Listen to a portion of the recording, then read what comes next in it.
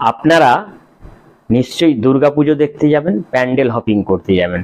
আমিও কিন্তু প্যান্ডেল হপিংয়ে যাচ্ছি, কিন্তু আমি যা করব আপনারা সেটা করেন না। কিন্তু আমি আপনাদের সেই গোপন কথাটা বলে দেব। নমস্কার, আমি প্রবীর অধিকারী, সিনিয়র ফিজিও ম্যাসাজ থেরাপিস্ট ও যোগ থেরাপিস্ট, বাউরিয়া, হাওড়া, পশ্চিমবঙ্গ। আমি কলকাতায় পুজো দেখতে যাবার আগে বাড়িতে চিনি ছাড়া আদা চা তৈরি করে একটা ফ্লাক্সে ভরে নিয়ে যাব। কারণ হলো, আমি বাড়িতে থাকলে খাওয়া দাওয়ার নিয়ম মেনে চলি, কিন্তু পুজোর বাজারে আমি নিয়ম মানতে নারাজ। আমি বাইরে যাব, যেটা ভালো লাগবে সেটাই খাবো। আর খাবার পরে আমি 1 কাপ আদা চা কিন্তু খেয়ে নেব। তার কারণ হলো, হজমে যাতে কোনো সমস্যা না আসে, হজমের গোলমাল যাতে না হয়, যাতে সহজে খাবার ডাইজেস্ট হয়ে যায়। ভালো থাকুন, সুস্থ থাকুন, শারদীয়ার শুভেচ্ছা সহ টাটা।